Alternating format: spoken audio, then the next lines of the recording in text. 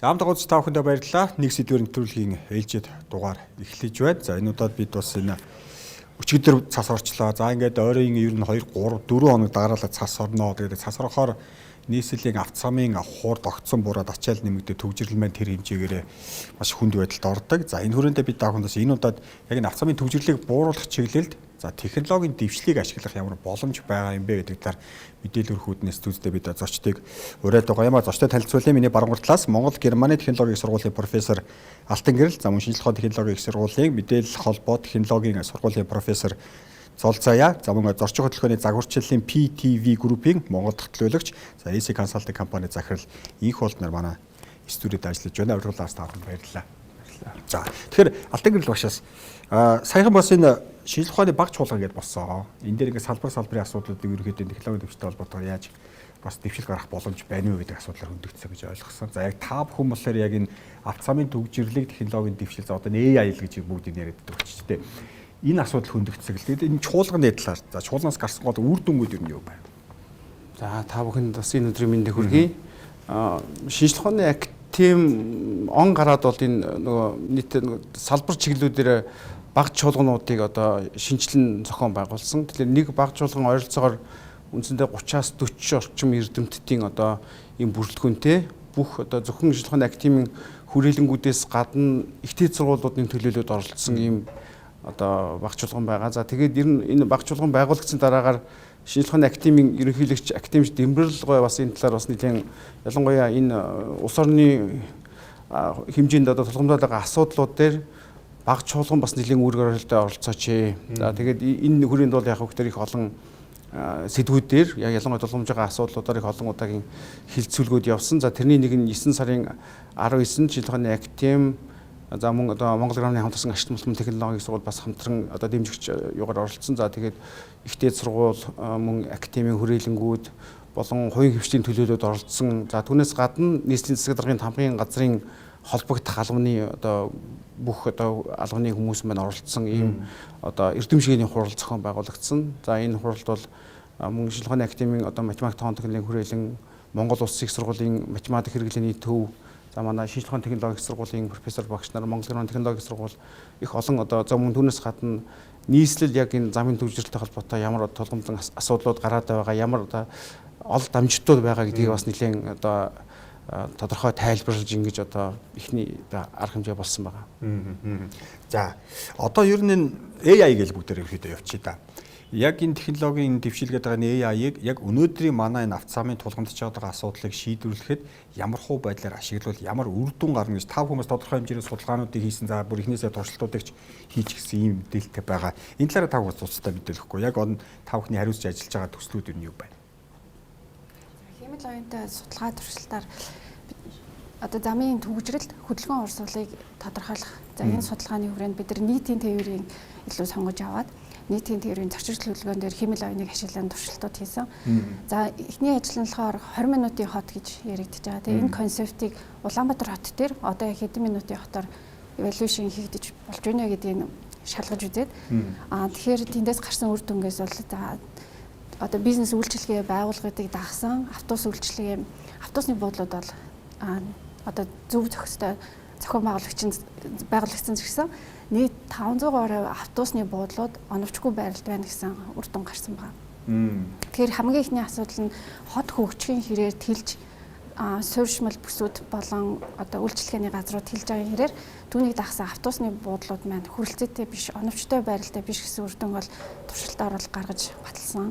Олон улсад бас үр дүнгуудаа хэвлүүлээд за мөн 20 минутын хүрээнд явган зорчилт болон нийтийн хамгийн ойр байгаа автобусны буудлууд хэр одоо ойрхон байна вэ гэдэг дээр жишээ нь манайхаар бол дунджаар 1000 м алхаж иж буюу 1 км 10 минут орчим алхаж иж хамгийн ойрын автобусны буудалд очиж байгаа.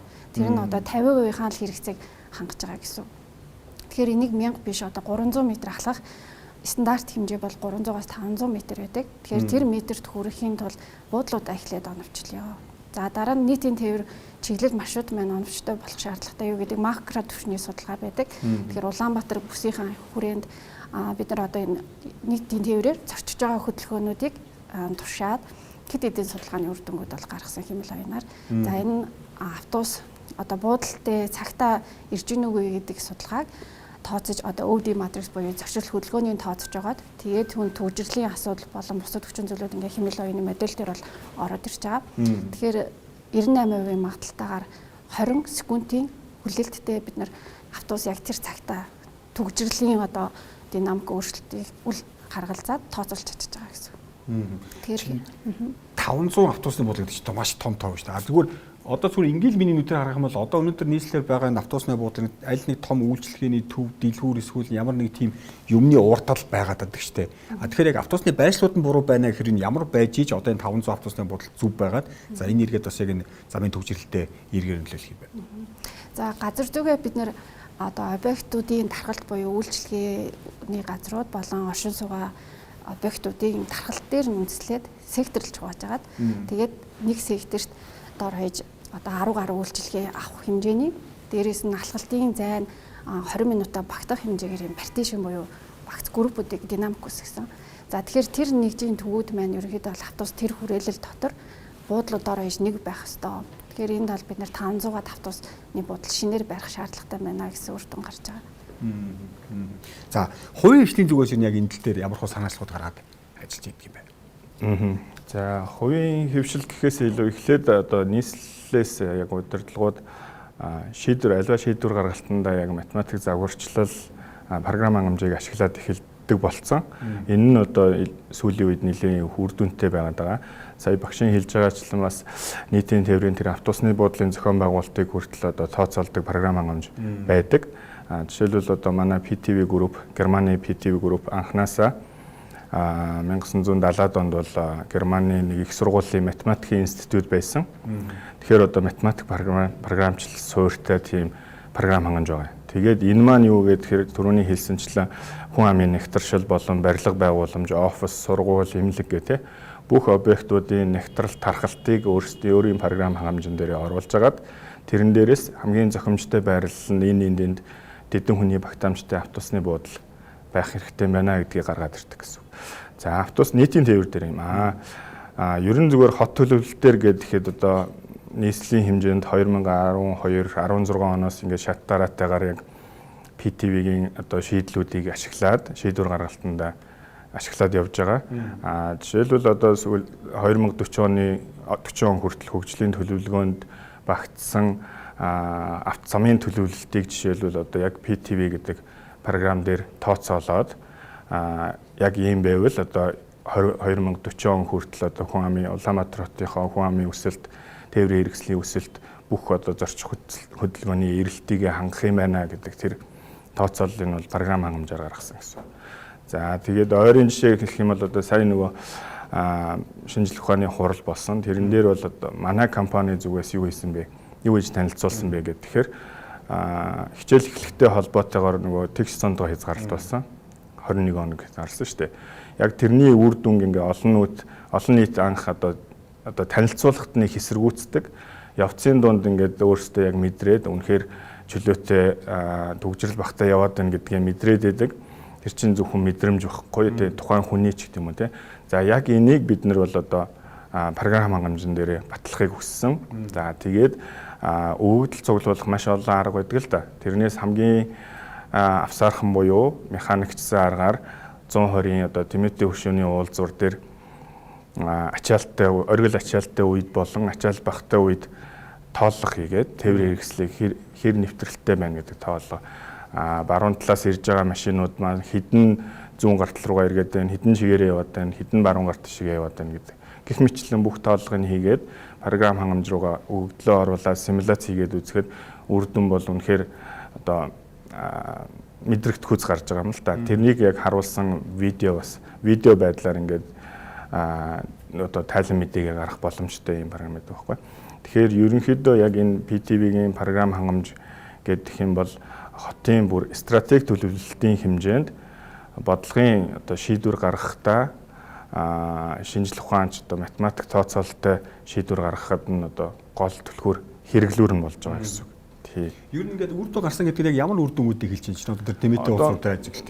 Хэрвээ боломжтой байсан бол одоо яг тэр симуляц хийсэн, загварчлаа одоо тооцоолол хийсэн бичлэгээ харуулж болно. Тайлан гэдэг юм бол одоо Зүгээр ингээд жишээ хэлэхэд өмнө нь яг бодит байдалтай дүүцхүүц загварчил дээр хийсэн тэр 120-ын тэмээтэй хөшөөний ингээд дөрвөн талаасаа уулзрын авж байгаа ачаал нь хязгаарлалтгүй үед ингээд жишээлбэл Чингисийн өргөн чөлөө зүүн баруун талаасаа гэсэн үг те тэр одоо 19-ийн уулзуураас ингээд наашаа ингээд ачаал нь үүсээд түгжрээд урт талаасаа болохоор баг оргилын уулзуураас эхлээд ингээд ачаал авцсан харагдаад байгаа байхгүй програм дээр.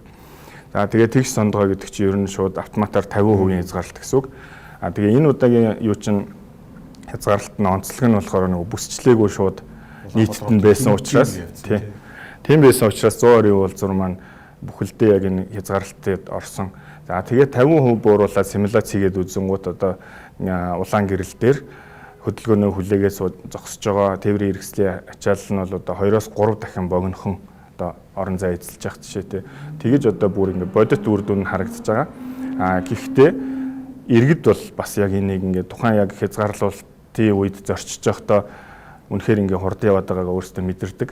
Би ч гэсэн бид нар ч гэсэн мэдэрсэн. За тэгээд яг энийг үнэхээр ингээд тохиолдлоор нэг тийм одоо сул хөдөлгөөнтэй үед нь таарч уу үнэхээр бодит зөв шийдэл байж юу гэдгийг бид нэр туршихын тулд өөрсдөө судалгаа авч агаад өөрсдийнхөө програм дээр хийж үзсэн гэсэн үг, симуляц хийж үзсэн гэсэн үг. Тэгээ мөн адил зүгээр нийслэлээс одоо энэ сүүлийн үед гаргаад байгаа хөдөлгөөний зохицуулттай холбоотой игнэ шинэ урсгал нэмэх одоо жишээлбэл энэ нарны гүүрний доотлолт дөнгөж өчигдөр танилцуулсан.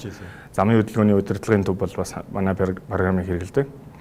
Тэр одоо нарны хороолол эндээс гарч байгаа энэ хөдөлгөөнийг бол жишээлбэл бас энэ програм дээрээ тооцоод үнэхээр үр дүнтэй байна гэдгийг туршиж үзчихэд баталчаад хэрэгжүүлж байгаа гэсэн үг. За яг хөө зүгээр өмнө нь бол одоо гаргаж байгаа шийдвэр олон нийтийн хит эсэргүүцэлтэй тулгуур одоо эргэж буцдаг ч юм уу тийм тохиолдлууд мэрсэр байдаг байсан бол ялангуяа ийм одоо үндсэлтэй математик загварчлалын програм ашигласнараа гаргаж байгаа шийдвэрээ одоо нийслэлийн удирдлагууд ч юм уу холбогдох байгууллагууд нь хамгаалах үндсэлтэй болоод байгаа гэсэн үг байхгүй. Тэгээд ер нь явандаа энэ үр дүн бодитоор ингээ иргэдэд мэдрэгдэнэ гэсэн үг. Одоо тухайн үедээ яг өөрчлөлт хүлээж авч явах үедээ одоо олон нийтийн одоо хариу үйлдэл тэдгээр дээр бол одоо магадгүй тодорхой хэмжээний хүлээлтээс бага үр дүн үүсгэж гисэн явандаа яг жигдрээд ирэхээрээ яг ингээд одоогийн байгаас энэ шийдлийг хийгээгүй байснаасаа илүү үр дүнд хүрнэ гэдэг нь одоо програм дээрээ тестлээд туршаад үзсэн гэсэн үг байхгүй. Монгол германы сургуулийн тухайд яг юм хийж байгаа. Зүгээр яг өнөөдрийн цаг үед бол ерөөсөө энэ загварчлал симуляцгүй юм одоо хэрэглэхгүй салбар үндсэндээ байхгүй болж ирж байна л да. Яг манай сургуулийн хувьд бол бид нар яг энэ барилгын одоо энэ хэмнэлтэй барилгатай холбоотойгоор юм симуляцийн програм одоо ногоон барилгын хүрээлэнтэй бас нэлээд ойр ажилладаг. Яг цаад юуг нь харах юм бол энэ бол одоо юу гэдэг шингэний механик одоо ийм урсгалын юутай холбоотой ийм дифференциал төгсгөл гэдэг юм юмнуудаар одоо холбогдсон ийм маш том хэмжээний ийм загварууд ажиллаж байгаа гэсэн үг. За дээрэс нь сүүлийн 3 жилийн хугацаанд ялангуяа энэ AI маш эрчимтэй нэвтэрж байна. Одоо бүх л салбарт сургалт байна. Тийм ээ энэ шинжлэх ухааны салбарт байна. За ингээд бүх салбарт их маш эрчимтэй нэвтэрж байгаатай холбоотойгоор бид нар анх эхлээд нэг 10 жилийн өмнө одоо загварчлалын юмнууд ярихад бол ингээл одоо гараар тоолохч байдаг юм уу ингээл замын хөдөлгөөнтэй холбоотой ийм ажлууд хийдэг байсан бол одоо яг манай Улаанбаатар хотын өнөөгийн нөхцөл байдал гэвэл 2024 оны байдлаар үндсэндээ бол энэ зам тээврийн хөдөлгөөний одоо юу ч бүрэн одоо маш олон камерууд төслүүд хэрэгжүүлээд олон камерууд барилдсан байна. Тэгэхээр эндээс бол маш олон одоо дата юмнуудыг авах боломжууд нэмэгдсэн одоо нээгдсэн байна. Тэгэхээр энэ олон датаг ашиглаад тэр шийдвэр гаргалтанд яаж одоо зөв одоо шийдвэр гаргах вэ гэдэг ийм одоо ялангуяа шийдвэр гаргагчдын хувьд бол энэ маш чухал асуудал болж байна. Тийм учраас одоо энэ эрдэмтэн судлаач нар, ихтэй сургуулийн багш нар, тэгээд нийслэлийн засаг даргын тамгын газар бас ингээд нэлээд ингэж ойр ажиллаж байгаа бол одоо хамтарч ажиллаж байгаа нь бол маш их чухал. Өөрсдөө харилцан одоо өөрсдөө нэг талаас эрдэмтэн судлаачдын судалгааныхаа үр дүнгээ танилцуулж, нөгөө талаасаа бол яг нийслэл бол одоо яг хэрэгжүүлэх гэж байгаа томоохон төслүүдийн одоо ямар төлөвлөгөөнүүд байгаа гэдэг талаараа бас нэлээд тодорхой мэдээлэл өгж байна. Харилцан ингэж мэдээлэл солилцож одоо томоохон хэмжээний янз бүрийн тендер төсөл хөтөлбөр хэрэгжүүлэх юм бол энэ эрдэмтэн судлаачдын одоо саналыг нь авдаг байх тийм ээ үнэлт өгөх хүртэл одоо оролцуулдаг байх. Ерөөсөө яг ихтэй сургуулийн оролцоо өөрөө ямар байх вэ гэхээр янз бүрийн энэ одоо програм хангамж түрүүн одоо энх бол захирал бас ярьж байна. Энэ зөвхөн одоо арилжааны зориултаас гадна ялангуяа ихтэй сургуулиуд ямар боломж байдаг вэ гэхээр энэ сургалтын зориултаар ашиглах боломжтой юм лицензүүд байдаг. Тэгэхээр энэ лицензүүдийг бас бидэрт бол санал болгохоор ингээд одоо ярилцаж байна. Тэгэхээр энд бол яг гэхээр энэ нэг сургалтанд бид нар ашиглана, оюутнуудаа оролцуулна тийм ээ. Тэдгээрийн үр дүнг бас танилцуулж тодорхой жижигч гэлтгүү одоо тодорхой асуудлуудаар шийдэл гаргах юм боломжуудыг харуулах юм бол энэ бол одоо харилцаг ингэж хамтарч ажиллах нь бол маш их чухал гэж харж байна. За тэгвэл яг програм хангамж талаас харах юм бол саяын дөрөв ярьж байгаа энэ чинь 1990-ад оноос хойш одоо маш олон програмууд байна л да. Ер нь одоо бид нар судалж бас харлаа. Нийлтээ одоо open access гэж ярьдаг тийм ийм одоо програмууд бас байна. Өөрөөр нийлтээ олон талаас нь хүмүүс одоо оруулаад хөгжүүлээд явах боломжтой. За манай мөсийн хэрэглээ математик хэрэглээний төвийн одоо судлаачид бол бас яг энэ чиглэлээр өөрсдийнхөө одоо ийм загварыг хөгжүүлээд явж байгаа бас хурлуудад танилцуулж исэн саяын хурал дээр ч гэсэн бас танилцуулсан. Тэгэхээр энэ бол нэг талаас бол бид нар өөрсдийнхөө системийг хөгжүүлэх тал дээр бас анхаарал хандуулад явах нь нэг тал, нөгөө талдаа бол одоо нэгэн тийм одоо ашиглагдаад ийм түгээмэл ашиглагдаж байгаа олон орнууд хэрэглэгдэж байгаа энэ програмуудыг бид нар ашиглаад ихтэй сургуулиудад оролцуулаад ингээд нийлттэй байдлаар ингээд ашиглаад явах юм бол одоо зарим талаараа яг энэ симуляц гэдэг ингээхээр одоо хэрэгэлдэг энийг ажилуулдаг хүмүүс нь маш цөөхөн одоо хүн хүчний хувьд ч гэсэн асуудалтай ийм байдал харагдаж байна. Тэгэхээр оюутнууд маань ингээд оролцоод явах юм бол илүү үр дүнтэй байх болов гэсэн ийм одоо бодолтой байна. За ингээд 5 хүн судалгаад үзсэн чинь ямар ч нэг 500 буудлын асуудал бол ингээд хөндөгдөж байгаа юм байна. Тэгээд 5 хүнээс гаргаж байгаа дүгнэлт нь юу юу байгаад байна. За гаргасан дүгнэлтээ магадгүй одоо Нямбатар дарагт ч юм уу хинт чи хандаж илэрхийлсэн зүйл байдаг юм болов хүлээж аваад ямар хариулт үзүүлж явах юм. Их сургууль болохоор ихэвчлэн эрдэм шинжилгээний судалгаа бүтээл гаргах дээр ялангуяа манайх химэл оюуны технологийн судалгааны байгууллага чиглэлээр ажилладаг учраас одоо олон улстай бол яг мэрэгжлийнхаа чиглэлээрээ үр дүнг бол эрдэм шинжилгээний үйл ажиллагаар бол гаргаж байгаа. За түүнийг түгээн танилцуулах үүднээс сая шинжилгээ ухааны академик зохион байгуулсан тийм цагийн багжуулгын хурал дээр бид нар бас танилцуулсан. За холбогдох одоо 20 минутын хотыг улсын хурлын гишүүндээ танилцуулсан. Энэ талаар одоо хэрэгжүүлж байгаа ажлын нэгжүүдэд бас танилцуулаад одоо үр дүнгээ бол их сургуулийн болон төр хувийн хвшлийн газруудаар бол танилцуулаа явж байгаа. Үр дүн бол мэдээж шийдвэр гаргалтанд нөлөөлөх бид нар одоо энэ асуудлыг химэл оюун талаас нь эсвэл одоо симуляцийн програм ашиглаад гарч байгаа энэ үр дүнгуудыг одоо шийдвэр гаргалтандаа ашиглах боломжийг бид нар судааж одоо хүмүүсийн зүгээс танилцуулж гаргаж байгаа. Тэр гол зорилго болгож байгаа. Одоо ингээд 5 хүн за танилцуулцдаг мэдээж яг 5 хүний ирэх үүрэг одоо тэр хүрэл дуусчил байгаа байх л да. Энийг чинь өөнөрийн юм биш үү? Энэ хөр бодиттой судалсан юм байна. Ингээд цааш нь авч ашиглах байдлын өнөөдрийн манай улс төр ч юм уу шийдвэр гаргах төвшин дээр нь ямар хөө байдаг гэж 5 хүний хувьд зөв дүгнэх вэ. Тэгэхээр мэдээж яг Улаанбаатар хотод тулгамдаад байгаа үндсэн хоёр том асуудал одоо бид нар өөрсдөө нийслэлийн одоо оршин суугч хүмүүсийн хувьд харахад мэдээж өвөл болохоор одоо агаарын бохирдлын асуудал хамгийн хэцүү байна тийм ээ. Нөгөөт нь бол яхахгүй төгжрлээс болж одоо бид нар маш их цаг хугацааг энэ төгжрэлд алдаж байна тийм ээ. Тэгэхээр мэдээж одоо шалтгаан юмнууд нь бол ер нь нэлийн тодорхой болцсон. За дээрээс нь зүгээр бидэрт одоо юу гэдгийг хүчин зүйлүүд байна л да. Юу гэдгийг яг энэ төгжрлийг шийдэхэд одоо маш өндөр барилгууд Улаанбаатар хотын хэмжээнд их баригдаж байна тийм ээ. Жилээс жилд одоо энэ машины хөдөлгөөний юмнууд нэмэгдэж байна тийм ээ. Тэгэхээр байгаа энэ одоо нөхцөлдөл тааруулж зохицуултыг хийх юм зайлшгүй шаардлага гарч ирж байгаа шиг байна. Одоо зүгээр нэг судалгаа хийгээл тэрийг бид нар яг хуу энэ жил танилцууллаа баг ирэх хавар гэхэд бол энэ судалгааны үр дүн шал өөр болох тийм үү.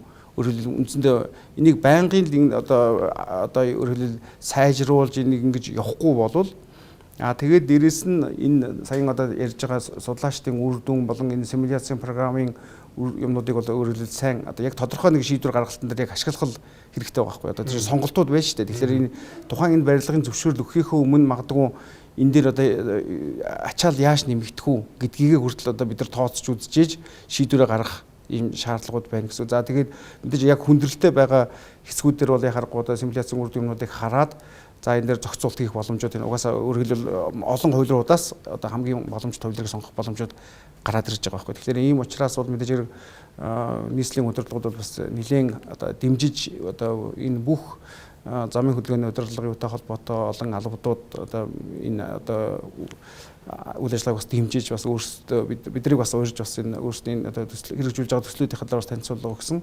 Тэгэхээр одоо бол ямар юу явж байгаа нөхлөө шинжилгээ ухааны актийн үндсэндээ бол түрүүн би хэлсэн нөгөө багцчуулганы одоо энэ хүрээнд яг гэхээр шинжилгээ ухааны актийн болон нийслэлийн засаг даргын тамгын газрын хооронд одоо ийм санамж жижиг байгуулах одоо үе шатанд явж байна. За энэ дээр бол тодорхой зөвлөмжүүдийг бас бид нар өгөхөөр одоо ингээд бас ажиллаж байна. За тэгээ энэний дараа бол дараагийн ажлууд бас илүү тодорхой болоод энэ бол угаасаа бүхэл талаас оролцож одоо шийдэл гаргах юм асуудал гэж одоо бид нар харж байна. Тэрнээс одоо зөвхөн нэг хэсэг судалгаа хажаад гэдэг юм нэг хэсэг одоо зөвхөн төр юуныхан замын цагдаагийнхны ч гэдэг юм хийх ажил бол биш. Энэ бидний бүгднгийнх нь одоо яг харахгүй анхаарлаа хандуулж нэгдсэн байдлаар энэ дээр одоо өөрсдөө байр суурь илэрхийлж одоо ямар боломж дэмжлэг одоо тэг хамтын ажиллагааны боломж байна бүгдийг л одоо дайчилж ажиллах шаардлагатай болов гэж харж байна.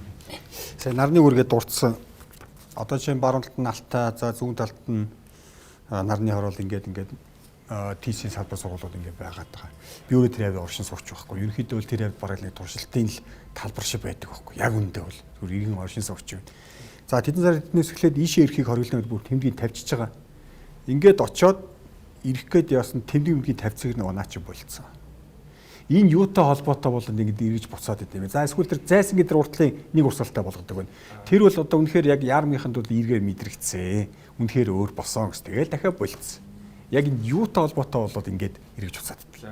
Замын тэмдэг тэмдэглэгээ дээр бол одоо миний мэдих зүйл байхгүй. Гэхдээ тиймэрхүү байдлаар байгаад байгаа. Тэр шийдлүүд өмнө гараад эргэж буцаад байсан маань одоо энэ симуляц хийгээгүйгээс одоо сүүлд нөгөө замын хөдөлгөөний удирдлагын төв дээр нэгдсэн уулзалт хийж байхад одоо хүмүүсийн ярьж байгаагаар бол одоо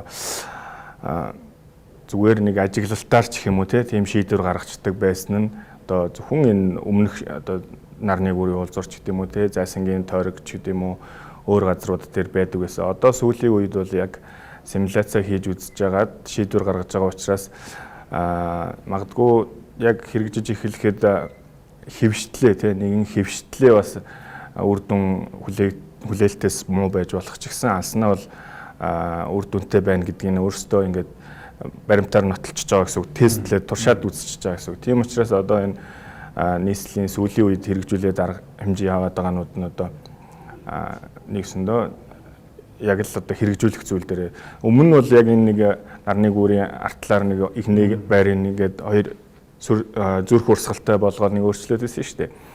Тэр үед бол одоо яг симуляц хийгээгүй байсан. Тэгтэл сая яг энийг одоо өөрсдөө симуляц загварчлаараа туршаад үзсэн учраас олон нийтэд танилцуулахаасаа өмнө жишээлбэл замынхны ажлыг аль хийцэн шууд одоо нэвтрүүлээд эхэлж гэнэ гэсэн үг байхгүй.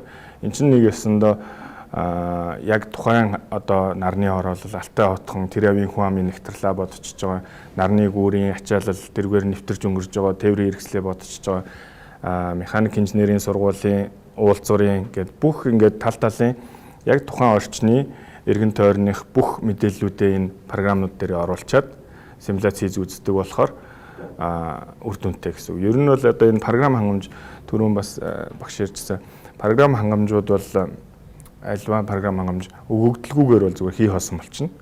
Тэгэхээр энэ одоо яг энэ PTV-ийн програм хангамжид бол хоёр төрлийн өгөгдөл оруулдаг. Нэг нь болохоор одоо нийлүүлэлтийн өгөгдөл буюу одоо байгаа яг замын сүлжээ, ойр орчны барилга байгууламж, статистик мэдээлэл тэр барилга байгууламжинд амьдардаг оршин суугч, тэр явын оршин суугчдын тээврийн хэрэгслийн тооч гэдэг юм уу те. Тэр мэдээллүүдийг бол ингээд ямар нэг статистикийн үндэсний статистикийн хороо эсвэл одоо замын хөдөлгөөний удирдлагын төв, автотээврийн үндэсний төв ч гэдэг юм уу те. Тэдрээс мэдээлэл авчна. За түүний дараа эрэлтийн өгөгдөл гэж байдаг. Тэр нь айгүй чухал. Яг тэрийг бол яалтж байхгүй эрдэмтэн багш судлаачид маань хамтарч ажиллах шаардлагатай болдог. Жишээлбэл А цэгээс Б цэг хүрж байгаа тухайн явган зорчигч, ундаг дугуйтай хүн, эсвэл нийтийн тээврээр зорчиж байгаа хүн, эсвэл тээврийн хэрэгсэл. Одоо бид нөгөө өмнө нь бол одоо зорчих хөдөлгөөн, замын хөдөлгөөн гэдгийг зөвхөн автомашинаар ойлгодог байсан бол одоо хандлага өөрчлөгөөд нийтэд нь зорчилт хөдөлгөөн гэж ярьдаг болсон. Энэ дундаа бүх төрлийн зорчилт хөдөлгөөн багтаж байгаа. Тэгээд энэ зорчилт хөдөлгөөний origin destination буюу хаанаас хаа хүрээд байгаа гэдэг зан төлөвийн судалгаа хийдэг. Тэр өгөгдлөө энэ програм хангамжин дээр оруулснаар бодит яг тооцоол гарна гэсэн. Төрөүний нөгөө 120 уулзуур дээр бол жишээлбэл автоматар тоолоход энэ уулзуураас нэвтэрж байгаа машины хідэн зүүн эргээд хідэн жигээр яваад хідэн баруун яваад байна гэдэг чинь тэр OD-гээ бид нэр судалсан гэсэн үг байхгүй. Тодорхой цаг явах төвшөнд. Найруулагч саяны нарны гүртээ 6 үзүүлэлтээ одоо яг энэ хэрэгжүүлж эхлэх гэж байгаа. Зургийг сая манай найруулагч үзүүллээ. Энэ нарны оруулаас шууд 100 эргээд нарны гүүрэн дээгүүрээ гараад явах. Энийг болохоор яг таны одоо тооцоол дээр үндэслэл гаргачихсан байгаа гэж ойлгосон. Энэ яг миний биш. Одоо замын хөдөлгөөний удирдлагын төв маань одоо манай програмыг ашигладаг. Тэгээд мэдээж хэрэг бид нар програмаа ашиглуулж байгаа учраас инженер техникийн хүмүүсийн бас анх одоо энэ зүйлийг харуулж байна тийм. Энэ мөр болохоор одоо бүх тооцоол дээр сургалтанд тавьчихсан байгаа. Би бүр энэ мэдээлэл гаргангуут нь бид нар ч одоо нөгөө програм хангамжийг нийлүүлчихэд инженер хариуцах хүмүүсийн бас тодорхой хэмжээний сургалтанд суулгаж байсан учраас асуусан л да. Энийг та тооцооллоо хийгээ юу гэдгсэн тэгсэн гэдгсэн баггүй. Тэгэхээр одоо нэгсэндээ бид нар хийгээгүй гэсэн үг. Замын хөдөлгөөний удирдлагын төв маань өөрөө яг энэ програмыг ашигладаг. Танаа програмыг ашиглаад хийж байгаа гэсэн. Одоо эндээс ямар үр дүнг бид нар жишээ нь одоо яг хамгийн бодит одоо хэрэгжиж байгаа жишээл байгаа даа шүү дээ. Эндээс ямар үр дүнг жишээ нь бид нар хүлээж болох байдаг бол энэ шийдвэрээс. Энэ ер нь нарны энэ гүүр гэдэг маань ерөөсө хотын төвийг яармагтай холбодог хамгийн том юу юм гэсэн. Хамгийн том одоо нэвтрэх урсгалын гэсэн. Тэгэхээр энэ урсгалыг л ер нь тогтмол нэвтрэх хурдын өндөр байлгахыг аль болох зорд юм байна л да. Тэгээ өмнөх уулзалтан дээр бол нөгөө хин замын цагдаагийн хурандаа маань танилцуулж ирсэн шүү дээ. Нөгөө одоо бол бид нар яг ингээд нарны гүүрээс урагшаа чиглэж байгаа ногоон гэрлийг нэг асаагаад зүүн талын нэг асаагаад буцааж урагшаагаа явуулаад ингээд яг ээлжлээд явуулдаг. Тэгэхээр ерөөсөө тэн дээр хэрэгжүүлж байгаа бүх зорилго юу вэ гэхээр энэ одоо нэг нэвтрэх нарны гүүрээс Чингисийн өргөнчлөө хүртэлх энэ одоо нэвтрэх хурдыг л нэмэгдүүлэхэд зорж байгаа гэсэн үг. Одоо чинь би ийм мэдээ байсан. Яг одоо эндээс нарны гүүрнээс хойноос урагшаа чиглэлтэй орж ирж байгаа машины урсгал 1 цагт 2300 хэд чиглэлээ машин орж ирдэг юм байна. Тэрнээс зүүн тишээ болон буцаж эргэж байгаа 900 гаруй машин байдаг юм байна. Яг тэр чинь яг нөгөө энэ тооцооллыг хийгээд байна гэсэн үг үү? Энэ тооцоолгон дээр яг бодит үр дүн програм руугаа оруулаад тэгээд тооцоолчихж байгаа гэсэн. Хэрвээ эндээс одоо буцаж ирэх үйлдэлийг эргээд одоо нарны хороол руу оруулаад ороод байгаа машинууд ч тийм үү? Тэрийг хэрхэн бид нэр өөр замаар явуулах боломж байна вэ гэдгийг л ер нь ингээ янз янзаар бид нэр өмнө тэмдэглэгээ тавиад тестлээд биш програм дотор бол янз янзаар туршиж үзэж байгаад хамгийн оновчтойгоо нэвтрүүлнэ гэсэн үг байхгүй. Энэ програмтай холбоотойгоор хэлэхэд бид нар бас ингээд судалж үзсэн түрүүн хэлжсэн одоо шингэний урсгалтай холбоотой юм цаана одоо юм процесс явагдаж байгаа. Тэгэхээр энэ бол зөвхөн ганцхан замын хөдөлгөөнд ашиглагддаггүй. Одоо өөрөөр хэлбэл энд бол жишээлбэл гэдэг маш томоохон хэмжээний одоо стадионд тийм ээ тоглолт болж байгаа ч гэдэг юм том арга хэмжээнүүд болж байхад бол жишээлбэл энэ бол бас чухал асуудал шүү дээ тийм. Ямар одоо аль хаалгаар нэгчний хүнийг ямар байдлаар одоо чинь гаргах уу? Энэ зохицуултыг хийж явах хэрэгтэй.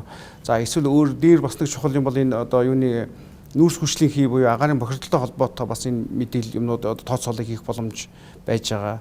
Дээрэс нь одоо үер одоо 100 болохоор одоо манайх чинь бас л ялгаахгүй үерийн асуудлууд гарч ирдэг. Тэгэхээр энэ дээр мөн тодорхой симуляц хийх боломж байгаа. Янз бүрийн гам шиг осол болох юм бол одоо энэ дээр бас одоо яг яаж оновчтой байдлаар юу явах уу гэдэг ийм симуляцийг бас хийх боломжтой. Тэгэхээр ийм маш олон өргөн юм хүрээтэй юу байгаа учраас бид нар одоо за мэдээж хамгийн тулгамдаад байгаа асуудал дээр илүү анхаарлаа хандуулж явна. Цаашдаа бол яг хөглөр энэ дээр маш олон одоо байдлаар ашиглах юм боломжтой байгаа. За тэгээд програм бол яг зөвхөн ганц энэ програм шиг олон програмууд байгаа гэдгийг бас өмнө хэлжсэн. Тэгээд мэдээж энэ чинь маш олон жилийн цаана маш одоо олон юу баг ажиллаж байгаа, хүчтэй баг ажиллаж байгаа. Дээрээс нь одоо ялангуяа зөвхөн манай Улаанбаатар гэлтгүй энэ ялангуяа энэ одоо Азийн орнууд бол одоо төгжрөл гэдэг юм уу, үер усны аюул гэдэг юм уу зөндөө олон асуудлуудаас тэр усууд маань бас хэрэглээд ингээд амжилтаа туршаад явж байгаа ийм олон жишээнд байгаа. Дээрээс нь яг хөглөр бид нар зүгээр энэ судлаачдын хувьд бас сонирхолтой юм юу вэ? Хөглөр ганцхан одоо ийм юм програмаас гадна энэ тийм одоо нийлтээ програмуудыг бас ашиглаж янз бүрийн одоо AI-ыг ашиглана гэдэг маань ерөнхийдөө бол харьцангуй одоо өөрийнхөө юуг илүү хөнгөвчилж байгаа юу гэсэн үг шүү дээ. Би одоо зүгээр шууд л одоо өөрийн хэрэглэгчийн хувьд би одоо А цэгээс Б цэг рүү одоо хамгийн дөт самаар би яаж очих вэ гэдэг асуултыг асуугаад тэр чиглэлийг нь заагаад яг бид нар одоо Google Map-ыг маш түгээмэл ашиглаж байна. Гэхдээ цаана бол яг тийм л процесс явагдаж байгаа. Тэгэхээр AI-г ашиглана гэдэг маань үндсэндээ за тэр нь олон аппликейшн одоо юунууд програм юмнууд холбогдож ажиллаад маш богино хугацаанд танд одоо хариу өгнө л гэсэн ийм л шүү дээ хэрэглэгчийн талаас харах юм бол тийм. За би профессорнээс ихэл бүдүүлгийг асуух гэж байгаа шүү. AI гэд бид нар ингээд хэрэглээд ашиглах гад нэвтрүүлэх гэдэг үзээд байна. AI маань өөрөө хэр баталгаатай юм бэ? Хэдэн үеийн баталгаатай юм бэ гэдэг дээр юу н тооцоол их боломж байдаг. Та сая 90 гаруй хувийн гэдэг нэг тоо хэлчих шиг болоо. Энийг юунд дээр үнэлж гаргадаг юм бэ? Яг бодит төвлөл дээрээ үндэслээд үнэлгээ гаргадаг аргачлал гэдэг. Тэгэхээр тэр аргачлалын үед одоо болохоор олон улсад яаж явдаг вэ гэхээр хуучин бол хот олгон өөрийн үнэлгээгээ өөрийнхөө датан дээр үндэслэдэг байсан. Тэгэхээр Улаанбаатарын яг энэ програм хангамжч хэмэл оюуныг одоо эхнээс нь эхлээ хөгжүүлсэн шалж тохиолдолд өгөгдөл бүтэн байх хэвээр. Тэр нь зорчилтын, статистик, хүн амын, тархалтын тэгээ объектуудыг ингээд бүтнээрээ бэжж үр дүн илүү бодиттой гарна. Аль ч тохиолдолд. За тэр өгөгдлийг яг хэсэгчлээд байгаа учраас хэмэл оюуныг бид нар хэсэгчлээд ингээд олон янзаар туршаад байгаа. Үр дүн бол баталгаажуулахдаа хотынхаа өгөгдөл дээр одоо өгөгдлүүдээ юу гэдэг нь 12 сарын өгөгдлийг авлаа хэд 6 сар дээр нь ч юм уу улирлаар нь сургаад дараа жилийн улирлыг таамаглах гэдэг юм уу тийм патерныг бол хайж идэг. Олон улс тэгэнгүүт хотуудыг хотуудтай харьцуулдаг болсон. Одоо иргэдийн behavior маань ер нь бол адилхан зөрчилд хийхэд ч гэсэн тий.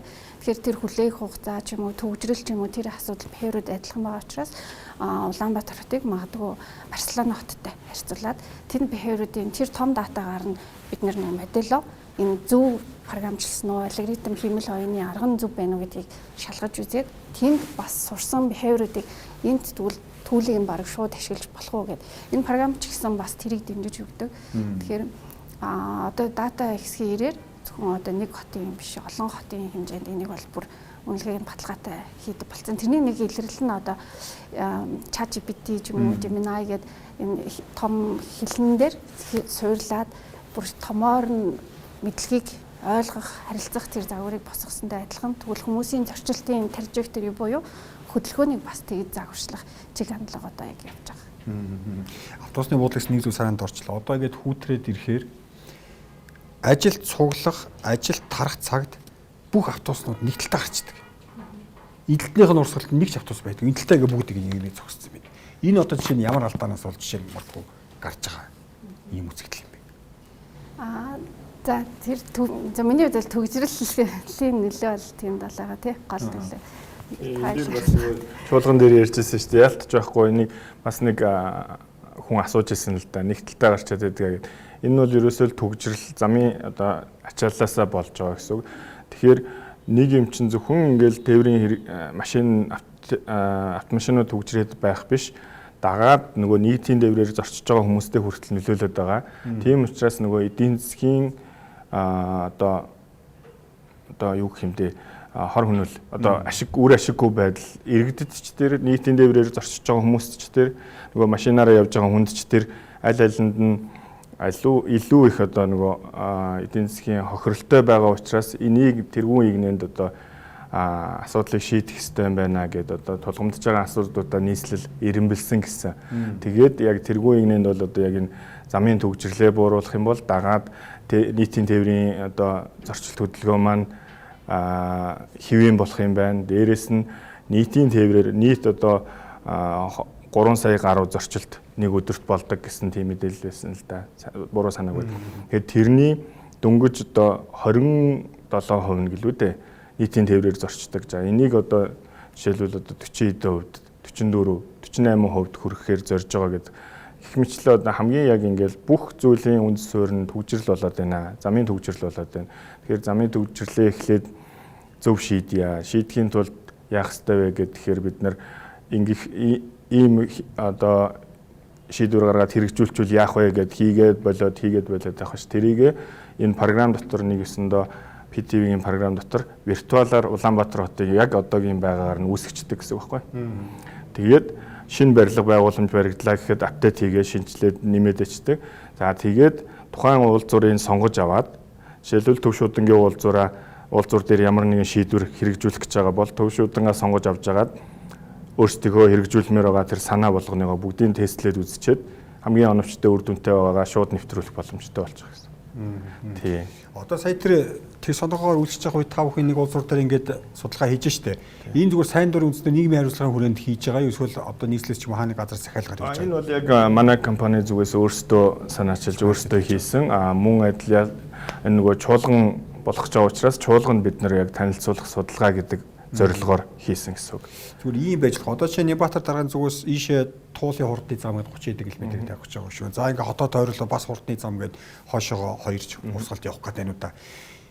Энэний үрээс хий мэдээж тийч тооцоолж байгаа байх. Тооцоол. Гэхдээ магадгүй та бүхэн одоо чинь хувь компанид бол чи тодорхой хэмжээний санхүүжилт өгөөд та нар энэ үрээс нэг тооцоолж байгаа чинь. Энийг ингээд барьчих юм бол энэ доот хотын төвийн замууд ямар одоо юу гэдгийг ачаал багасгах гэдэг юм. Ийм судалгаа ирнүүдийг хийх боломж байдаг юм. Мэдээж хэрэг байдаг байхаа. Гэхдээ нөгөө нийслэл маань өөрсдөө яг энэ чиглэлийг хариуцсан нэгжтэй. Өөрсдийн одоо яг энэ судалгаагаа хариуцсан, хөгжүүлэлтэд хариуцсан. Тэгээд тэр нэгж нь өөрөө манай программыг ашигладаг учраас одоо тэр туулын хурдны зам, өөр энэ шин тойрог зам гэдэг бүгдийн түрүүн би хэлсэндээ нөгөө 2040 он хүртэлх Улаанбаатар хотын хөгжлийн төлөвлөгөөнд тусгагдсан авто замын одоо нийт төлөвлөлтийг бүгдийн програм хангамжаараа тооцоолоод төлөвлөсөн гэсэн. Би яг өнөөдрийн телевизийн юунд оролцохтой холбоотойгоор за хуваалцах мэдээлэл байгаа юу гэд би бас асуусан чи яг энэ талыг дурдаад мэдээлээрэй гэдгсэн. Тийм. Тэгэхээр ер нь бол яг энэ 2040 он хүртэлх төлөвлөлт бол тооцоололтой хийгдэж байгаа гэсэн. PTU-гээд байгаа энэ технологи маань тооцоолол одоо ерөнхийдөө дэлхийн хэмжээнд шалгагдаад тий энэ одоо 40 гаруй жилийн түүхтэй туршлагатай анханасаа нөгөө математикийн тэнхэн институт байсан тийм суурь байгаа. Тэгээд 2500 гаруй хот одоо дэлхийн хэмжээнд ашигладаг. Зарим хот одоо хот суурин газрууд жишээлбэл өөрсдийнхөө хот төлөвлөлтийн стандартыг одоо манай програм хангамжаар хийдэг, гаргадаг. Ер нь л одоо хот төлөвлөлт одоо зорчилт хөдөлгөөний дэлхийн шилдэг гэж ойлгож байна. За хувийн хөгжлийн тухайд ийм зүгээр саяхан одоо чинь Нобелийн шагналтууд тодорч штэ. Зүгээр ингээл харахад тэр сургуулийн тэр эрдэмтдийн тэр лабораториос ийм гаргасан нээлт гэл ингээл олон улсууд ингээл яригддаг, зарлагддаг тийм ээ. Энэ надад зүгээр гой санагдаад байхгүй эргүүний үед манай тийм байх боломж нь хэр байдаг юм болоо шинжлэх ухааны технологийн сургуулиан ЗГР Монголын сургуулиуд маань мэдээж зардал мөнгөний асуудал дээр очдог байх. Одоо ингээд магадгүй нийслэлээс та бүхэн тодорхой хэмжээний санхүүжилт болох. За та хэд наадах хөшөөрөө жоохон хөгжүүлээд өргөн хүрээг хамруулад ингээд жигээд хамтарч ажиллах боломжийг юу нийлхийлэх боломж хэрэг байдаг юм бол. Магадгүй тодорхой хэмжээний санхүүжилтийг шийдээд гэдэг юм уу? Яг тэр санхүүжилттэй холбоотой асуудал ялангуяа одоо төрийн байгууллагуудын хувьд бол тендерийн хууль гэж байгаа тий. Одоо тэр чинь мөнгөнд дүнгээс хамаарат зовлонтой хүндрэлтийнүүд бол байдаг юм шиг байна. Яг мэдээж хэрэг нээлттэй зарлагдсны дараагаар одоо судлаачид оролцох боломжууд нь ямар байна. Гэхдээ тэнд бол одоо барьцаа гэдэг юм уу яг ингээд эрдэмтний байгууллага их сургуулиуд ингээд янз бүрийн одоо зарлагдж байгаа тендерүүд оролцоход бас нэг хүндрэл нь бол яхахгүй одоо барьцаа хөрөнгө гэдэг юм уу ийм зүйлүүд бол их хүндрэлтэй байдаг. Ер нь бол аль болохоор эрдэмтэн судлаачдынхаа одоо энэ одоо дуу хоолой энэ бүх хөдөлмөрийг нь бас тийм ээ энд оролцуулж байж одоо хөгжих одоо бидний яг үүндээ бол одоо бид нар түрүү яриад байгаа маш олон асуудлыг их олон жил ярьж байна тийм. За мэдээж хэрэг хамааралгүй тийм улс төрийн шийдэл гэдэг юм уу янз бүрийн өөр юмнууд бас байгаа. Тэрийг бол үгүйсэх аргагүй. Жишээ нь сөүл хот гэхэд жишээл юу гэдгийг тэдэн давхраас дээш одоо барилгыг одоо зөвшөөрөхгүй гэдэг ингээд аль ирж шийдтсэн тийм үү. Ийм шийдвэр байдаг баг. Тэгэхдээ манайхан Улаанбаатарт энэ асуудлыг одоо хэрнээ шийдэхгүй одоо ингээд сүүлийн 4 жилийн хугацаанд бид нар хичнээн ч өндөр барилга зөвшөөрөл өгсөн тийм үү. Одоо яг үндэ бол ингээд хэлэх юм бол олон юу тэр бол яг үгээр дандаа л төгжрлийг нэмэгдүүлэх, бууруулах биш нэмэгдүүлэхэд л одоо үр дүнгөө өгч байгаа тийм. Тэгээд ингээд дээрэс нь хөдөлгөөний урсгал юмнууд нэмэгдэж чинь аль боломжоор л одоо замын цагдаа маань одоо зохицуул юмудаа хийх гээд ингээд ажиллаж байна. Гэхдээ үндэ бол заримдаа бол дийлдэхгүй хэцүү байгаа. Тэ ер нь бол бидний нөгөө хязгаар юмнуудыг ч гэсэн бас сайн хэлж өгөөч гэдэг зүйлийг бас ялангуяа судлаачдаас хүсэж байгаа байхгүй тийм. Тэгэхээр яг ийм байхад ингэж хийх одоо боломжоор л одоо энэ симуляцийн програмуудыг бас ашиглаад ингээд явж байна. Тийм ээ. Зүгээр таны асууж байгаа одоо яг үгүй манайхан бол Нобелийн шагналтнууд гэдэг юм уу одоо математикт бол одоо Филдсийн шагналт. За зүгээр нэг жишээ хэлэхэд хятад улс одоо жишээ нь дэлхийн одоо хамгийн үйлдвэрлэгч тийм үү шинжлэх ухааны үндсэн дэвар тэргүүлэгч одоо гүрэн болчлоо. Гэхдээ энэ улс чинь филдсийн шагналтын яг өөрийнх нь бэлтгэн гаргасан филдсийн шагналтан одоогоор төрөөгүй байгаа. Нэг ийм одоо бид нар бас одоо зүгээр харьцуулаад бодъё л да тийм үү. Тэгэхээр энд бол ямар их хүч хөдөлмөр юмнууд ордог вэ гэдгийг л одоо зүгээр ойлгуулах гэж байгаа тийм. За яг хөө хятад гаралтаа гэвэл филдсийн шагналтнууд би Нобелийн шагналтнууд би олон хүмүүс би одоо энэ 100 хэд чинь Бээжин хотод болсон юуны суур шинжилх ухааны олон улсын одоо конгресст одоо оролцлоо математик, физик, информатикийн чиглэлийн одоо маш том юм хурал болж байна. Тэгээд зүгээр энэ дээр харахад бол нийтдээ зөвхөн тэр хурлыг зохион байгуулахад хятад улс 20 сая долларын одоо зардал гаргаж байна тийм ээ. Тэн дээр насан туршийн одоо шагнал өгж байгаа тэр филдсийн шагнал, Нобелийн шагналуудыг авч ирээд 6 хүнд тус бүрт 1 сая долларын шагнал өгж байна. Маш олон хүмүүсийг урьж авчираа шагнал дахиад тэр бүтээлүүдийг шалгаруулаад шагнал өгж байна. Урьж оролцож бүх зардал гаргаж байна тийм ээ. Гэтэл Монгол улсад бид нар нэг хурал зохион байгуулах гэж одоо яаж одоо нэг компаниуд нь жолигтой дэмждэг, улс нь ч дэмждэг, хэдэн сургуулиуд нь үндсэндээ ингээл одоо бид нар ийм л байдалтай. Тэгээд ийм нөхцөл бид нар одоо их том зүйл ярихад хэцүү. Төвхтэй. Тийм. Гэхдээ дахиад би зүгээр одоо яг нэгэнд энэ дээр асууж байгаа дээр би бас хэлмээр санагдчихлаа. Энэ нь бол яг хөглөр Natural Index гэж одоо Springer Nature гэж мэдж байгаа шүү дээ. Энэ индекс энэ яг хөглөр нийтдээ одоо ялангуяа байгалийн ухаан хийм одоо тийм ээ энэ чиглэлээр одоо хамгийн одоо өндөр зэрэглэлийн сэтгүүлүүдийг багтаасан ийм одоо индекс тогтоодог ийм одоо аргачлал байгаа байхгүй юу. Тэгээ энэ дотор энэ индексийг хятад улс тэргүүлдэг. За 30-аас 40 мянган одоо хувь гэж ярьж байгаа юм тийм хувь гэж ярьж байгаа. Би нэг 3 тоол хэлж байна. Монгол улс хэд байдгүй гэхэлэр 3 хүрэхгүй хувь. Гэхдээ яг Монгол улсын одоо энд оруулсан хувь нэмэр гэвэл одоо юу гэдгийг 70 хэд вэ 90 хэдэн байна одоо өгүүлбүүд байна. Гэхдээ энд бол Монголын эрдэмтэд ямар нэгэн байдлаар энэ юунд одоо оролцоод олон улсын энэ судалгааны одоо хамтын ажиллагааны юмд оролцоод өөрийнхөө одоо юугаа хувиа авч байгаа гэсэн. Гэхдээ тэр нь 3%-аас хэтрэхгүй. Гэтэл хятад улс за 30 мянгаас дээш гэл ингээл бодлоо тийм. Тэгээ ийм нөхцөлд одоо бид нар маш тийм ийм байдлаар одоо Монгол улс шинжилх ухаанаа дэмжиж байгаа одоо одоогийн нөхцөл байдал ийм л байгаа тийм. Гэтэл одоо ямар нэг юм болохоор одоо юуны төсвийн одоо тийм хэмнэх бодлого гэл одоо ч бас юмнууд яригдж байна. Багш нарын цалин нэмэхтэй холбоотойгоор одоо энэ тооцоо судалгаа хийж байгаа. Гэхдээ тэгэнгүүтээ эргүүлээл одоо мэдгүй шинжилх ухаанаасаа мөнгө хасахыг одоо үүсэх арга байхгүй. Яг одоогийн нөхцөл байдал бол тийм л байдалтай харагдчихна. Гэтэл өөр юмнасаа бид нар мөнгө хасах хэрэгтэй биш тийм. Шал өөр одоо энэ тэнд төсвийн одоо энэ тэнд одоо зарцуулалтын газар нь одоо тийм огт үр ашиггүй өшнөө зарлуу тавьчихсан. Тэрнийг л илүү хас. Тэрнээс одоо шинжилх ухаанд өгж байгаа мөнгнөөс хасна гэдэг бол одоо арай л одоо боломжгүй одоо хүлээж авах боломжгүй л ийм одоо юу гэж харагдаж байна. Тавхны зүгээс 500 автобусны буудлын байршил биш байна гэж тодорхойлчлаа. Энд байвал зөвөө гэдэг ийм зүйл байх уу? Одоо гаргачихсан зүйл. Бидний үрдэн байж болох байршлуудыг оновчтой байршлууд болон түүн дээрээ одоо 20 минутад иргэд ямар үйлчлэгээ авч болох вэ? Хамгийн ойрын автобусны буудал хэдэн одоо зайд те явган зайдаа хэдэн метр зайд ойртож болох вэ гэдгийг гаргасан. Тэгэхээр энэ бол одоо 80-аас дээш рүү бол очиж байгаа. Тэгэхээр 300-аас 500 м зайг ойртуулж өгч байгаа халах зайг. Тэгэхээр нэг 5 минут орчим халахад автобусанд суух зай. Дахиад 500 бод хэрвээ барих юм бол гэдэг. Одоо чинь яг энэ асуудлыг одоо нийтдээ үргээл бүгд яриад автобус парк шинжилгээл яриад байна л да. Тав одоо энэ баг чуулган дээргээд танилцуулахад яг сонирхож байгаа хүмүүс нь хэр баг шүү. Нөгөө наа чинь дүүл үр дүнтэй юм шүү. Наадах жишээ цаашаа хамтраад ажиллаж гэдэг юм уу? Тийм ер нь бол сонирхож байгаа одоо нэгжмэн сонирхсан тэг үр дүнгээс танилцуулаад тэг яг одоо бас энэ дээр худалдаа авах үйл ажиллагаа энэ дээр зарлагдсан байлаа. Тэгэхээр судлаач болон хувийн хвшлүүд хамтраад одоо хэрэгжүүлэлтийн шатн дээр нэг бодиттой хэрэгжүүлэх ажил бол эхлэх гээд бас энэ үр дүн нөлөөлсөн бахаа гэж бодож байна. Бид нар хавар үр дүнгуудыг бол танилцуулсан. Тэгээд 100 тендерийн бичвэрт маань боловсруулагдаад бас энэний хүрээнд энэ ажил маань орсон байсан. Түрүүний судалгаа шинжилгээ Нобелийн шагналтай холбоотойгоор олон улсад бол Нобелийн шагналтанд хүрэхийн тулд ер нь бол тасралтгүй судалгаа хийх одоо хүчин зүйлийг бүрдүүлэх хэрэгтэй тийм экосистемд байх хэрэгтэй. Тэгэхээр манайд хийх судалгаанууд өнөөдөр зарлагдал 2-3 сарын хугацаатай. Тэгвэл тиймд бол 10 жилийн хугацаатай төслүүд зарлагддаг.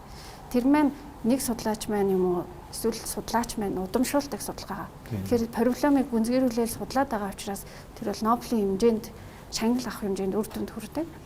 Байхад манайд бол одоо ингээд судалгааны асуудал байгаа ч гэсэн эрдэмтдтэйгээ шеэрлээд тий хуваалцаад асуудал дээр ажиллах нөхцөл боломжоор санхүү болон өгөгдөл ч юм уу бусад хүчин зүйлээр хангах юм бол судлаачид маань тасралтгүй ажиллаад дараагийнхаа судлаачтай өвлүүлээд авах тусам бид нар магадгүй ирээдүйн Нобелийн шагналтыг бас төрүүлэх үндэс болох байх. Би бас олон улсад өмнө судалгаа хийж байхдаа бол 10 жилийн тийм хугацаатай төслүүд дээр ажиллаж исэн. Тэгэл жил болгон бид нар үр дүн тодорхой хуваар өсгөөл гаргаад идэг. Тэгэхээр цаана төлөвлөлт нь бол засгийн газраас 10 жил дор хаяж төлөвлөсөн байдаг. Урт хугацааны юм хэрэгтэй байж жил үр дүн гарах гэдэг шүү дээ. Ийм боломжийн нь ямар хөө байдаг юм бэ? Заавал нэг гүүр, нэг уулзуур эсвэл нэг зайсан толгой гэж жижиг туршилт маягийг хийж байгаа юм шиг үзэхгүйгээр хотоо ингэж дээрээс нь бүхлээр нь харж байгаа за ингэгээд нэг орох боломж. BTV нь өөрөө яг ингээд яг энэ шийдэл дээр одоо жижиг уулзуураас эхлээд хотын хэмжээнд хүртэлх хүчин чадлаараа өргөсгөөд ажиллах боломж нь байдаг. Тэр нь бол мэдээж нэг програм хангамжуудынхаа нэр төрлөөс шалтгаалаад жишээлбэл одоо Улаанбаатар хотыг түрүүн хэлсэн нэг програм дотроо виртуалаар бий болгоно гэдэг. Тэр нь бол одоо хамгийн том шийдэл нь байгаа.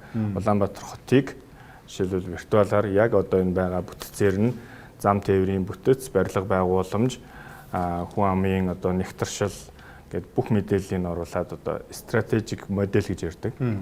За Улаанбаатар хотын тэр модельөө байгуулсан тохиолдолд нийт зорчилт хөдөлгөөнийг бүхэлд нь ингээд одоо дээрээс нь харж байгаа юм шиг харж болно. Мэдээж хэрэг яг одоо зарим нэг шийдвэрүүдийг одоо Улаанбаатар хотын хэмжээнд нөлөөлөх тийм том шийдвэрийг бол тэгж гаргаж болно. Түрүүний хэлсэн энэ уулзуур эсвэл одоо зайсан толгойч гэдэг юм уу те эднэр чинь болохоор яг эднэр дундаасаа тэр томоороо харж агаад энэ төгжрлүүд чи ер нь яг хаанаас эхлэлтэй байгаад байна гэдгийг анзаараад тэгээд тэр эхлэлтэй байгаа газруудаа детальчилж авч симуляц хийгээд байгаа гэсэн үг байхгүй.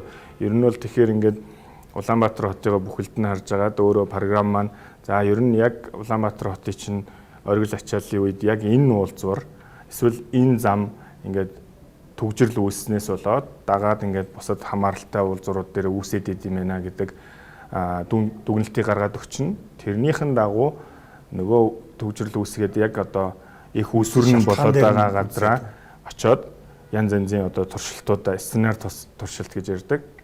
Өөрчлөлтүүдэд туршиж үзээд хамгийн үр дүнд тэр өөрчлөлт тухайн уулзууртаа үр дүнгүй байж болно. Нөгөө үүсгэдсэн хотын хэмжээнд үүсгэдсэн төгжрлээ бууруулж болох байхгүй. Тэгэхээр яг тэрийг одоо яг програм дээр л бүрэн харах боломжтой гэсэн. Яг технологитой холбоотойгоор одоо жишээ нь digital twin гэсэн юм ойлголт байна л да. Одоо манай сургуулийн оюутнууд бас дипломын ажил бичээд ер нь юу вэ нэг гэхэлэр ерөөсөө одоо шинэ барилга барих гэж байгаа бол ерөнхийдөө үндсэндээ яг виртуалаар тэр барилгыг бас бариад бүх юмнуудыг нь тооцоод одоо хэмжээг нь аваад ингээд барилгаа бариад тэгээд одоо өөрөөр тэн дээр бол яг үгээр симуляц хийж үзээ тэнд одоо шинэ барилгын материалыг өөрчилж болно агааржуулалтын системийг өөрчилж болно тийм ээ гэх мэтлэнгээр ингээд одоо за одоо ингээд одоо өөрөөр халаалтын системүүдийг бас өөрчилж болно одоо зарим юу ч юм бол хийгээр ажилтдаг ч гэдэг юм зарим цахилгаан гээд ингээд гэх мэтлэнгээр олон хуйлруудыг өөрчлөөд одоо тэр барилгын материалын зузаан нэмгэн тийм үү мод байх юм уу тооцоо байх юм уу бетон байх юм уу тийм ингээр олон одоо өөрөөр энэ дээр эрчим хүчний хэрэглээний өөр хуйлрууд шинэ гарч ирэх болно. Энэ бол зүгээр одоо нэг жишээ. За яг тэрнтэй ижилхэн одоо энэ нэг програм хангамжийг ашигласнаар ер нь бол яг хөглөр манай нийслэлийн бас хэлжсэн ер нь бол ийм одоо математик загвар бол үндсэндээ бол гарцсан байгаа. Гэхдээ тэр загвар маань одоо бас хэр зэрэг одоо сайн юм бэ гэдэг юмыг бол бид нар мэрэгчлэн хүмүүс нь бас харах хэрэгтэй байх тий. А зүгээр бусдад оюутнуудтайгаа хамтраад ч юм уу бусад орнууд бол яг хөглөө яг энэ digital twin буюу энэ загварыг одоо үндсэндээ ихэр гэсэн үг шүү дээ. Виртуал ихэр ийм загварыг гаргаж ирнэ гэсэн үг шүү дээ. Тэгэхээр энэ загвараа гаргаад за тэгээ эхний байдлаар гаргачаа тэрийг одоо янз янзын байдлаар сайжруулах боломжтой шүү дээ. Тэгэхээр энэ дээр бол яг тэр хотынхон төлөвлөлттэй холбоотойгоор бид нар ямар байдлаар дэлхийн хаашаага одоо чинь зам тавьбал одоо энэ дээр урсгал маань яаж өөрчлөгдөж чинь те энэ бүх юмыг нийлэнгүүд нь одоо ингээд харах юм боломжтой. Энэ бол цэвэр одоо илүү одоо их сургууль хүрээлэнгүүд маань оюутан багш нар маань оролцож байж хийгдэн. За тэгээ энэ бол тасралтгүй бас сайжирч явах ёстой. Тэр одоо нэг юм хийчихэл одоо болчлоо гэдээ бид нар орхиж болохгүй. Яагаад гэвэл маш их хурдтайгаар энэ одоо нийслэл маань өөрчлөгдөж байна. Тийм учраас бид нар бас яг энэ загвараа бас сайжруулаад одоо нийслэлийн хэлж байгаа одоо энэ загвар нь байгаа гэдэг юу хэлж байгаа. Тэгэхээр энийг бид нар нэгдүгürt нь үнэлж үзээд илүү дараагийн алхам руу шилжүүлээд одоо үнэхээр хүн хүчний хувьд энэ чинь дутагдaltaй байна гэдэг чинь бас нэг асуудалтай шүү дээ. Тэр хүн одоо тэнд оролцож байгаа хүмүүс маань одоо яг өөрийн хэмжээнд юм хийж байгаа. Тэгэхээр тэрийг бид нар бас сайжруулах боломжуудыг саналуудаа нэмээд ингээд одоо хэрвээ яг ийм байдлаар явах юм бол одоо дээрэс нь маш тоон өгөгдлийн юмнууд маань маш сайн одоо цуглуулах боломжтой болцсон байна. Энэ бол маш чухал юу байгаа байхгүй. Тэгэхээр одоо нийслэлийн зүгээс хүсэж байгаа юм бол юу вэ нөхөөр одоо бид нар ингээл тэдэн минут одоо гэрлэн тохион дээр харахад уулзуур дээр жишээл ингээл тэдэн одоо тодорхой нэг хугацаанд асаал унтраал тийм ингээд нэг юм байдлаар шүү дээ. Гэтэл энэ дээр бол яг хөлөөр яг эд ачаалдаа үед энэ маань ямар байдлаар асч унтрах ёстой юм тийм үү? Ингээд магадгүй өдрөөрөө хүртэл бид нар яг өөрсдөө амьдралдаа харах юм бол зарим өдөр чинь одоо ачаал өндөр болоо зарим өдөр багасаал тийм энэ чинь дотоогоос шалтгаан юмнууд байгаа. Энэ бүхнийг тооцсон тийм динамик одоо зохицуулт хэрэгтэй байна. За тэгээд замын цагдаагийнхны хэлж байгаа ч гэсэн ялангуяа эд ачаалын үед бол үнэхээр зүгээр одоо ингээд тэр юунд найдаад ингээд автоматар зохицуулт хийх боломж бол үндсэндээ маш хэцүү гэдэг зүйлийг хэлж байгаа байхгүй. Тэгэхээр одоо бүх цагдаа нараа гаргаал дээр урсгалаа ингээд одоо аль болохоор саарамжуулах юм зохицуулт хийхгүй бол үнэхээр бас хэцүү байгаа гэдэг зовлонгоо хэлж байгаа. Тэгэхээр энэ бүх зүйлийг ингээд одоо илүү динамик маш тийм одоо замын хөдөлгөөний одоо энэ юу маань гэрлэн тохионы гарцсан юунууд маань гэрлэн тохионы гэрэл зохицуулт маань ч гэсэн ийм маш одоо өдрөөсөө хамаараа цагаас юунасаа хамаараа тий өөрчлөгддөг иймд одоо зохицуулт бид нар бас хэрэгтэй болж ирж байна. За баярлалаа үзэгчдээ нэг сэдвээр нэвтрүүлгийнхаа өнөөдрийн дугаарыг өгөр өндөрлүүлж байна. За цас орж байна, удахгүй халдвар авалгаа үүсээд ирэхээр нийслэлийн авто замын төвжирэл улуун бүр нэмэгдэн. За тэгвэл үүнийг бас бууруулах, багасгах чиглэлд энэ технологийн дэвшлэл тэр дундаа AI-ыг ашиглах боломж юу байгаа юм бэ гэдэг талаар бид та бүхэндээс зочдынхоо байр суурийг хүргэлээ. Зочдоо дахин танилцуулъя. Маргуур талаас. За Монгол Германы технологийн сургуулийн профессор Алтан Гэрэл, шинжлэх ухааны технологийн их сургуулийн мэдээлэл холбооны технологийн сургуулийн профессор Зул Заяа, за мөн зорчиг хөдөлгөөний загварчлалын PDV группийн Монгол дахь төлөөлөгч AC Consulting-ийн захирал инх болтноор уулзаж та бүхэндээс өөрөөсөө байр суурийг хүргэлээ. Өрлөөл авснаар баярлалаа. Баярлалаа.